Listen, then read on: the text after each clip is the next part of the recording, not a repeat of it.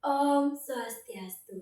Nama saya Niputu Galuh Syefalika Mertasari Kirana, kelas 5 SD dari SD Negeri 1 Pesedahan, akan menceritakan cerita Timun Emas.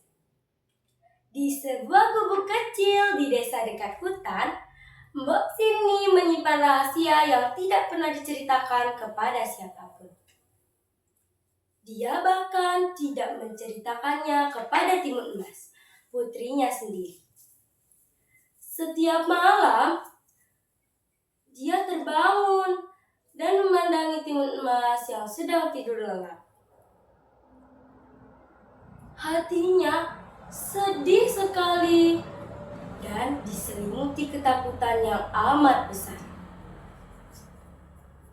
Sebenarnya, dahulu Mbok Sirni pernah berjanji kepada seorang raksasa.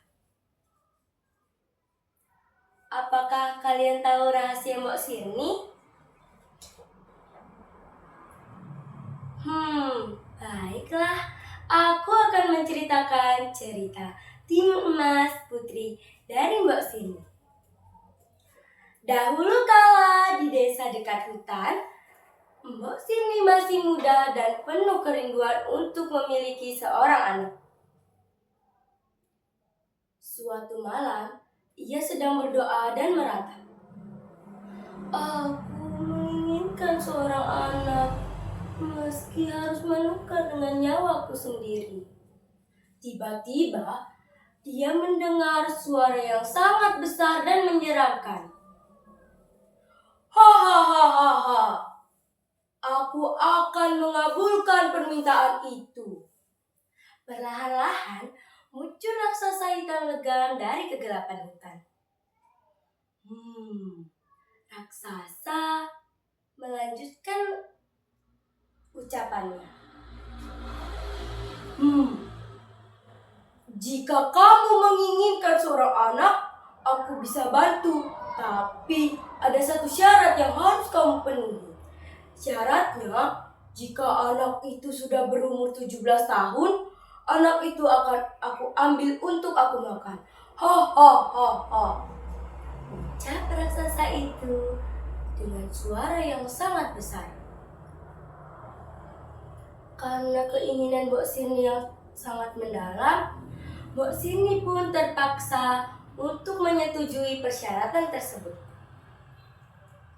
Raksasa itu pun memberikan Mbok Sirni sebuah biji ajaib untuk ditanam dan dirawat. Selang beberapa minggu, tanaman tersebut sudah tumbuh buah. Tetapi ada satu buah mentimun yang sangat berbeda. Timun itu berukuran sangat besar dan juga berwarna keemasan. Mbok Sirni merasa bahwa timun itu sudah tampak nasi. Mbok Sirni pun memetiknya dan membelahnya sangat hati-hati. Kagetnya, di dalam timun tersebut berisi bayi perempuan yang mungil dan cantik. Mbok Sirni menamainya Timun Emas. Karena kasih sayang Mbok Sirni dan perawatan yang diberikan, Timun Emas menjadi gadis yang ceria. Tetapi terbayang-bayang janji yang sangat mengerikan.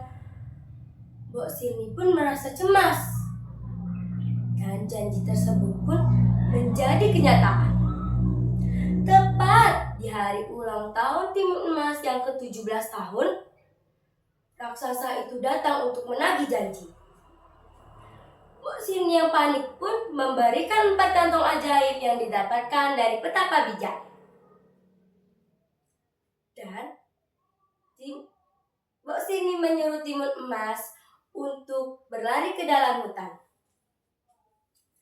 Raksasa pun mulai mengejarnya. Timun Emas merasa akan tertangkap, melemparkan kantong pertama yang berisi biji timun. Biji-biji timun tersebut menjadi tanaman timun yang sangat banyak. Raksasa berkata, "Wah, apa ini? Timun-timun yang segar. Aku makan dulu. Biarkan anak itu pergi menjauh dariku lebih sedikit." Raksasa memakannya. Nyam, nyam, nyam, nyam. Raksasa menyadari bahwa timun emas sudah berlari sangat jauh. Raksasa pun melanjutkan untuk mengejar. Timun emas yang merasa raksasa sudah ada di belakangnya, timun emas melemparkan kantong kedua yang berisi jarum-jarum. Jarum-jarum tersebut menjadi hutan bambu runcing yang sangat lebat. Tetapi raksasa masih bisa menerobosnya dengan sangat mudah. Raksasa berkata, "Berhenti kamu bocah tengik!" Tetapi timun emas membiarkannya berkata apapun. Timun emas masih berlari dengan kencang. Karena merasa terdesak, timun emas melemparkan kantong ketiga. Kantong ketiga yang berisi garam-garam tersebut menjadi lautan yang sangat luas. Tetapi raksasa masih bisa menerobosnya dengan cara berenang. Timun emas berkata, "Mengapa ya raksasa itu kuat sekali sambil berlari dengan kencang?" Di tepi hutan, timun emas hampir putus asa. Tetapi timun emas ingat bahwa ia membawa kantong keempat.